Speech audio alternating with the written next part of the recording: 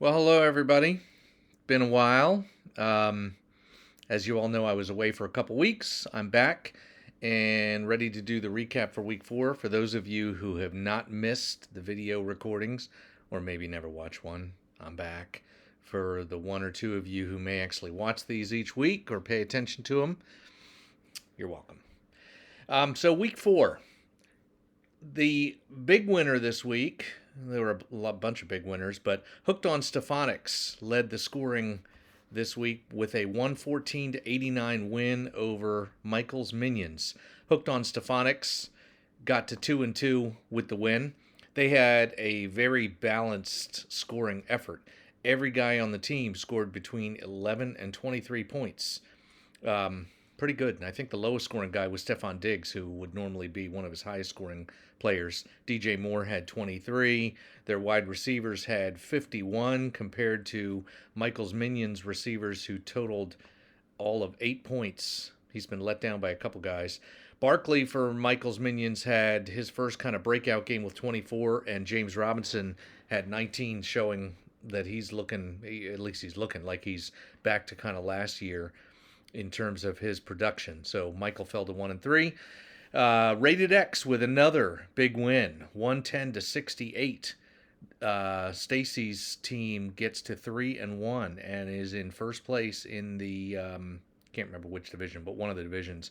She had 25 from Austin Eckler, 25 from Stafford, 24 from McLaurin. Really good. Biden our time with 68 points struggled. I mean, Miles Gaskin, I don't know what his deal is, but I think he had 2 carries for 3 yards and he played the entire game. 0 points. So, not good. Biden our time still 2-2. And then Aaron the Rock with a big win over Fear the Wax, 103 to 95. You all probably saw the email from Travis where he thought he had no shot to win, but came up big. Tyreek Hill, 36 points. Josh Allen with his typical 25, and then Deontay Johnson, 15 more. For Fear the Wax, Prescott and Henry between them with 57, Justin Jefferson with 14. So strong scoring effort for Fear the Wax also, but young Travis pulls off the minor upset. I really wouldn't even say it's an upset this early in the season. And he is now 3-1, whereas Fear the Wax falls to 2-2. The Hitmen, Harding's Hitmen, beat Gunning for You 81 to 59. Sam Darnold was the big man for the Hitmen with 39. Looks like change of scenery has been good for him. I guess change of scenery is good for almost anybody who leaves the Jets. And Gunning for You just struggled. Baker Mayfield with 9 points. The Gunning group is struggling for sure at 0-4. Cobra Kyler won a nail biter over My Three Sons, 77 to 75. Cobra had 25 from Kyler Murray, who for him that's been not such a big day, and then David Montgomery with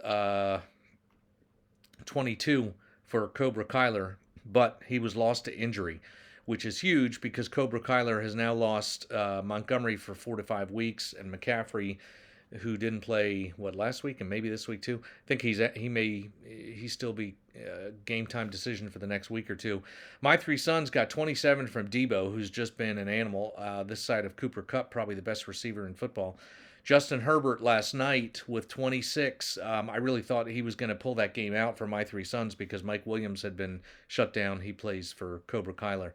But Herbert, with that last touchdown, they ran it in instead of him throwing for another touchdown, which would have put My Three Sons over the top. So her team is 2-2. Cobra Kyler gets to 3-1. And then in the other game, it was Swift kicking the ass, beating the Book of Ezekiel 77 to 67. Just Swift kick 43 from Mahomes. That pretty much set the tone. That was pretty much all of his tone for the Book of Ezekiel. I stupidly thought maybe I can pull it out last night with Carr and Carlson needing good games, but naturally that didn't happen. So, Book of Ezekiel 1-3, Swift Kick is 3-1. So I just wanted to talk about just a few of the teams with some kind of noteworthy things going on. Rated X. Her team is now 3-1. They lead the league in points scored. Their four scores on the season: 87, 93, 108, 110. Really, really good. Almost too high scores. But her team's looking pretty stout, and they've now got the tiebreaker advantage for first place in the division. Sha'aron the Rock, another one, 3-1. Travis's team has been kind of knocking on the door for the last year or two. I think he's been 2 years on his own, away from Big Don. But with the big win over Fear the Wax this week, they are 3-1 and tied for first. And looks like could be maybe a little changing of the guard with Rated X and Sha'aron up top.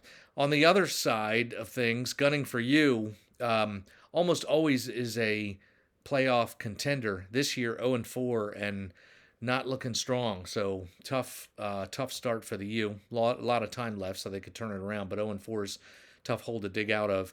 And the other team I wanted just to mention was Michael's Minions, who is 1-3. Nothing noteworthy there, but they have given up 438 points this year in 4 weeks. So you can do the math. Even I can do the math. They're averaging to give up almost 110 per week, way higher than anybody else. I think they've given up 75 points more than any other team. So for 4 weeks, what is that? 19 or so points per week that they're having scored against them.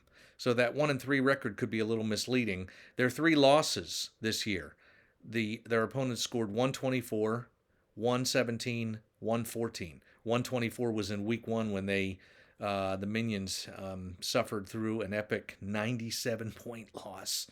Almost impossible for that to happen, but it did. So there's plenty of time again for them, and the bad luck they've faced so far is likely to turn around. So that's it. Hope you all have a good week, and I will be back with the picks before the Thursday game.